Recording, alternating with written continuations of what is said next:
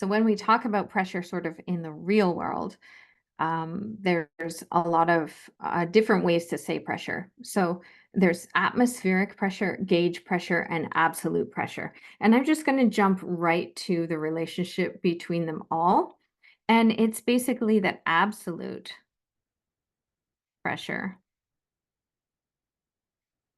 is gauge pressure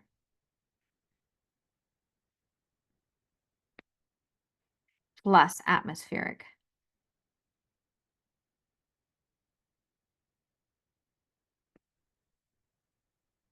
So this is how they relate.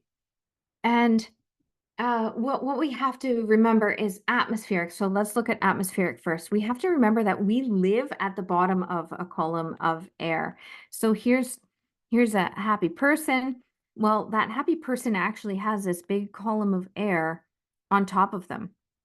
And this column of air is really light, but it does have mass.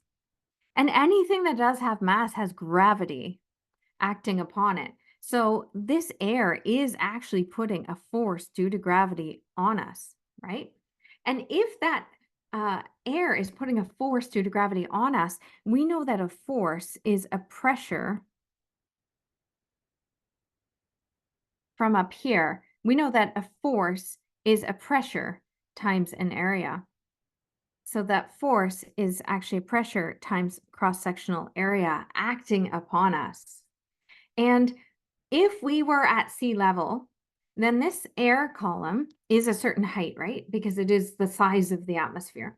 And if we were at sea level, and we like to kind of assume that we are at sea level, then atmospheric pressure, however you want to write it, I like writing pressure atmospheric, is 14.7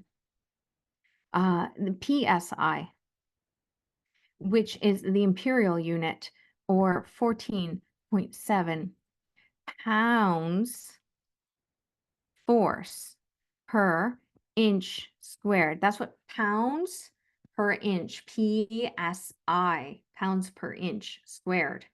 Pounds per square inch is imperial, but we like to use metric units. So the atmospheric pressure, if you were to do a correct conversion from PSIs to kilopascals, it's 101.3. Literally 101.325 if you want to keep two digits, but often in engineering, we say 101.3 is what we round this measurement. This is an actual practical measurement, right? 101.3 kilopascals is atmospheric pressure that we assume that we're at sea level. So it's, for a lot of purposes, it's okay to make this assumption.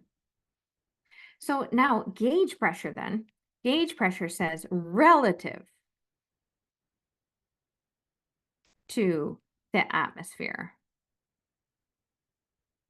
So what it's saying is that let's reset a gauge to 0, pretend we don't have a column of fluid above us, and then measure the pressure. So if I say have a tire, okay, and I say that this tire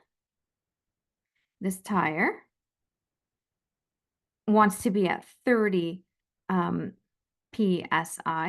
I don't know, 30, 32 psi, then what this is this is a gauge pressure.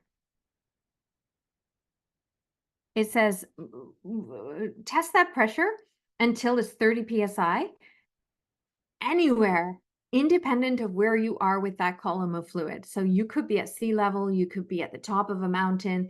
Let's make sure that there's 30 psi just inside that tire, not 30 psi plus the 14.7 of the column of fluid sitting on top of it.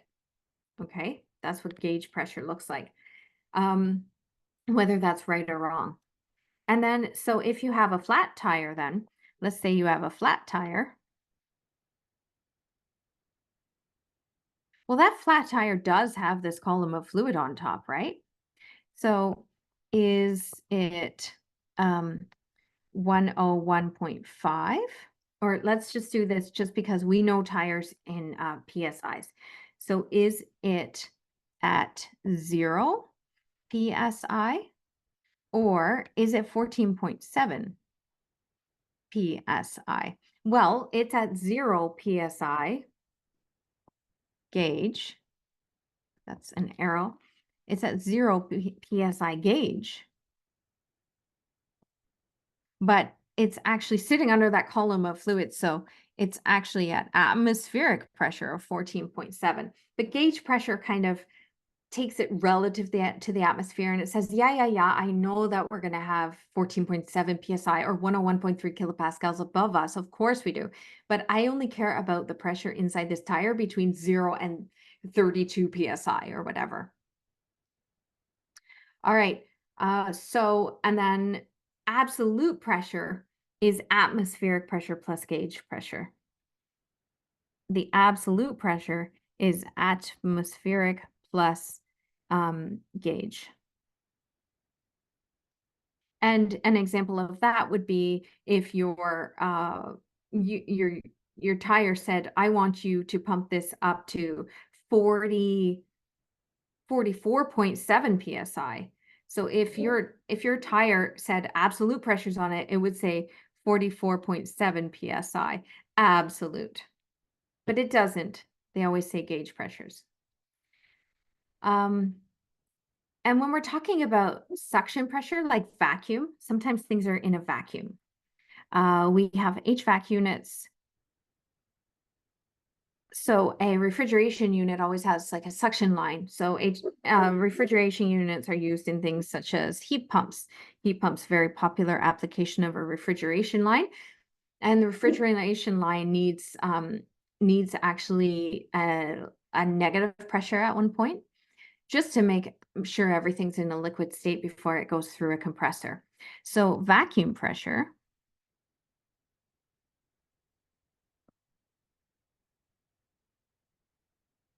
is suction pressure.